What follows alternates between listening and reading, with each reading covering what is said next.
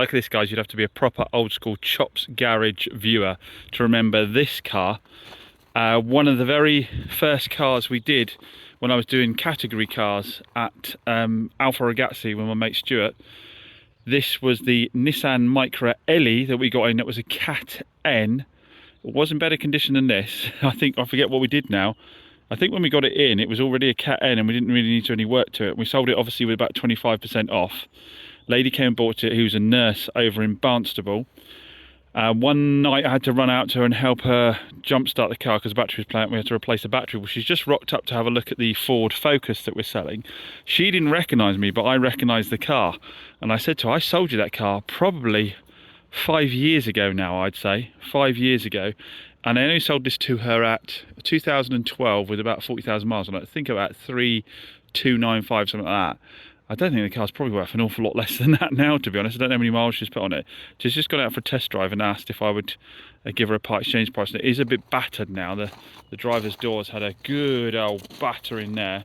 There's a few other scrapes and marks around it. But yeah, blast from the past that is. She said that the reason she came out here is because she's finding lots of dealers.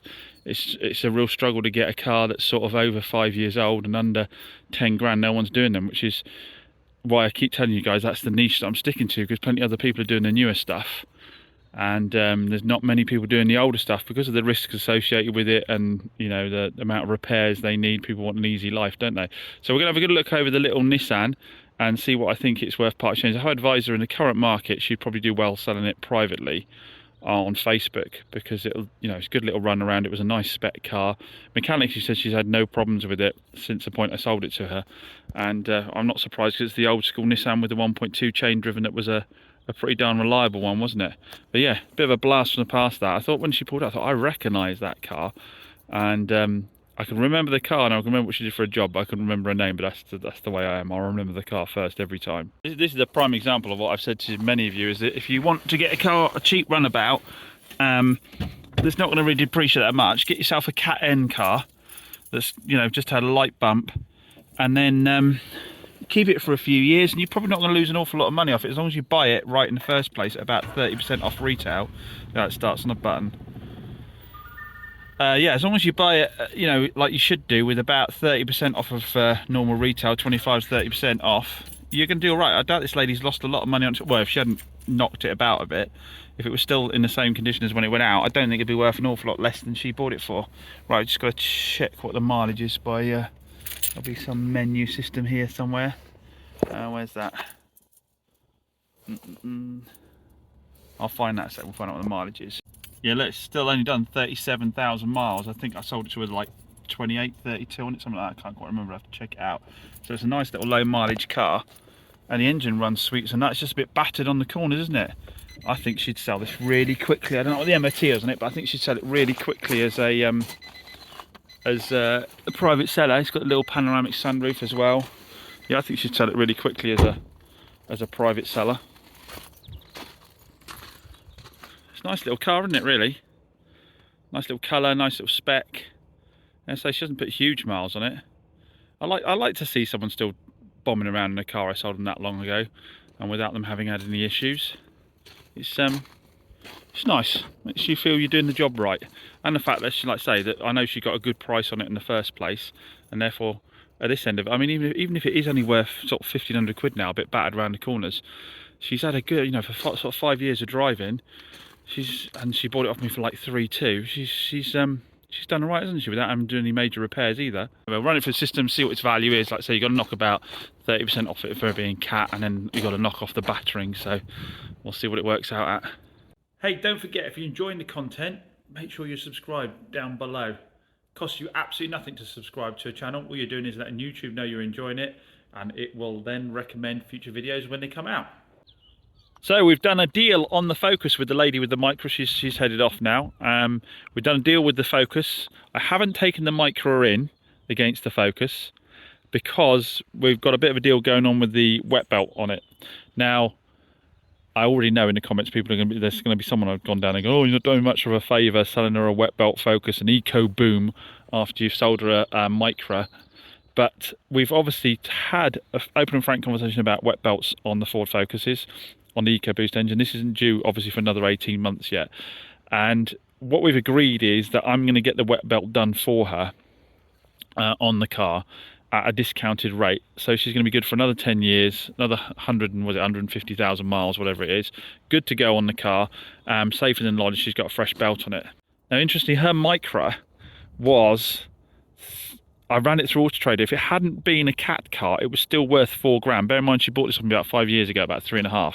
If it hadn't been a cat car, it still would have been worth £4,000. As a cat car, you take off 25%, so it'd be worth about £3,000. So it's still, if I was retailing now, it'd still be a £3,000 car, that 2,995, because it's only done 38,000 miles. I think she's only put 7,000 miles in all those 5 years. So yeah, she's kept the mileage down proper low on it. But that is that's cracking Baganomics, isn't it? Trading value for it, unfortunately, battered on every panel like it is. It has had a bit of a hard life since. Probably only about £1,000, £800, because by the time you've done all that paint and you got, she said the aircon wasn't working, you'd be well over £1,000 into doing work on it. So you'd need to be getting it for about £800. But what I've said to her is sell it privately. I said I get phone calls every day from people with £2,000 to be able to buy a car, first car for one of their kids. That will make a perfect first car, 38,000 miles on it, especially obviously for a girl, being the pink colour with all the bells and whistles and the Bluetooth cruise control, the roof on it. Yes, go around, cut the panels up, buff it up a little bit, but sell it for what it is. It's got a long MOT that was fairly, yeah, it was pretty good. Only had a couple of minor advisories on it. And at £2,000, you'll have the phone ringing off the hook, I would have thought. You'll have the phone ringing off the hook. I said, obviously, note its cat status in the advert. Interestingly, in case you've never heard this on my channel before, under UK law, a private individual doesn't need to tell you a car has a category status unless you directly ask them. So she could advertise it without mentioning the category status at all, which is pretty terrifying, I think, when obviously a dealer is legally obliged to do the exact opposite. It has to put it on his advert and has to make everyone aware. But I still think she'll get a couple of K for it. Now, that couple of K is going to help her with the wet belt on this, because I can't eat an entire wet belt on it. Wet belts are, I mean, I've got them cheap. I know a lot of places are £1,200–1,400 now. I can get a wet belt done for about £950 down here, including the VAT. So the deal we're going to do is, the car was up for 5,495. We're going to do it at £6,000. So she's going to pay £500 for a wet belt to be done on it. I'm going to eat the rest, which means after that I'm probably given like a £250 discount effectively on the car. But she's going to get the door with a fresh wet belt on the car, all ready to go.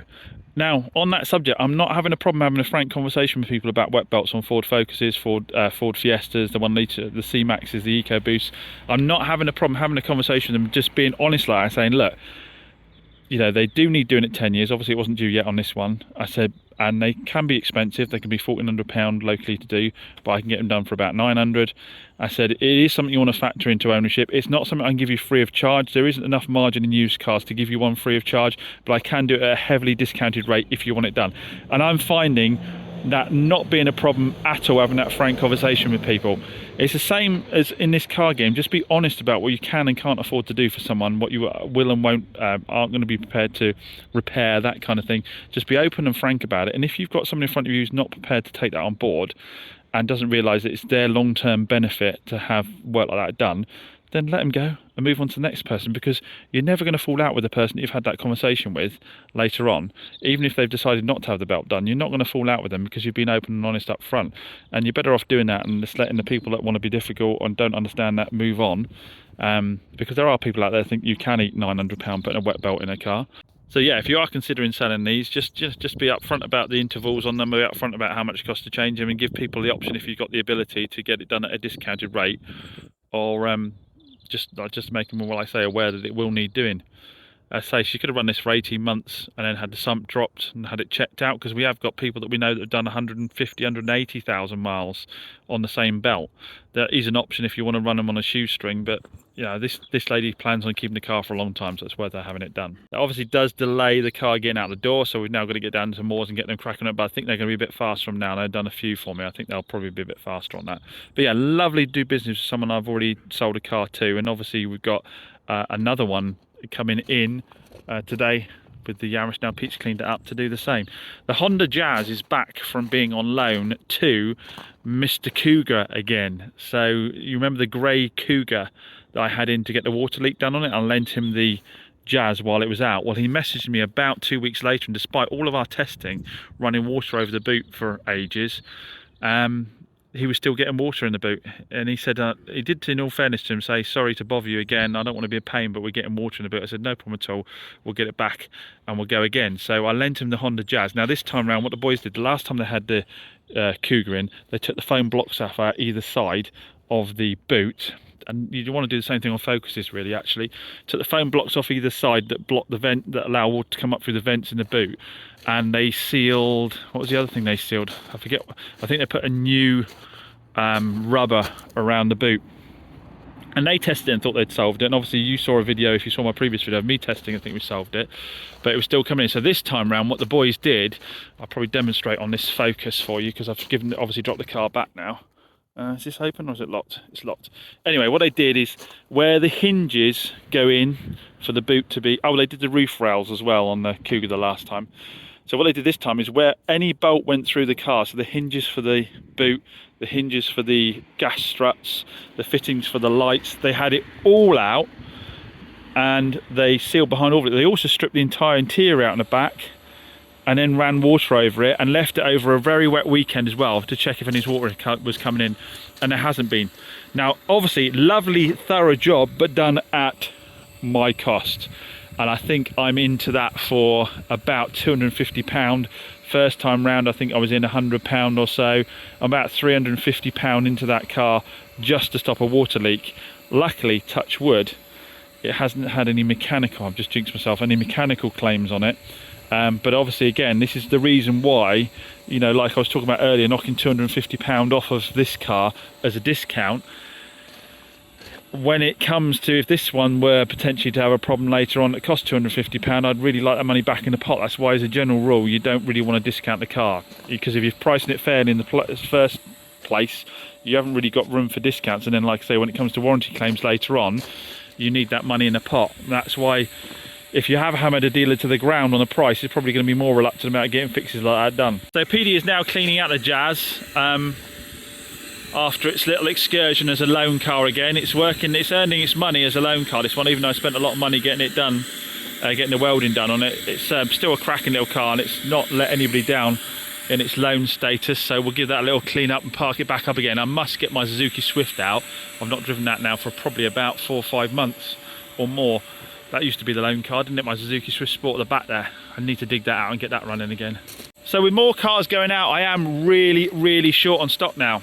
So don't forget, if you are looking to sell a car or know someone that's looking to sell a car, get across to the website. I'll put it up online now, and I'll give you a quote for buying a car for you. Remember, if you can deliver it to me, I can do you a much better price, because obviously transport costs, and I'll be more than happy to have a coffee and a yarn with you and drop you back to the nearest train station, nearest bus station.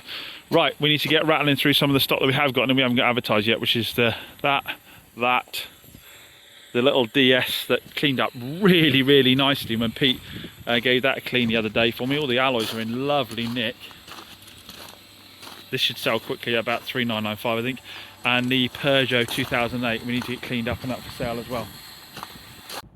Now, in case you missed it before, or you just need a reminder, don't forget we've still got our lovely little Audi A3 convertible here up as a raffle prize, just £2 per ticket. 2011, it's only got about 45,000 miles on it. Full service history, fantastic condition, hood works lovely. It's got new advisory, free MOT on it. All set to go for the new owner. When you buy the tickets, you'll be helping to support the North Devon Hospice. We're going to give a portion of the proceeds to North Devon Hospice. If you want to get involved, but you're not that bothered about the car, there is a cash alternative. I think I missaid it before and said it was going to be £3,000. It's actually £4,000. So you can have the car, or you can have £4,000. Like I say, tickets are just £2. I'll put a link in the video description down below, or just Google Chops Garage Raffle. You can find it that way. Many thanks to you that already entered, and best of luck to you all. Just a quick little point, actually, I forgot, is that it is guaranteed draw raffle. Doesn't matter how many tickets sell, how many few sell, this will be won by somebody entering the raffle, or the cash will be won by somebody entering the raffle. Thanks for watching as always. I'll see you in the next one.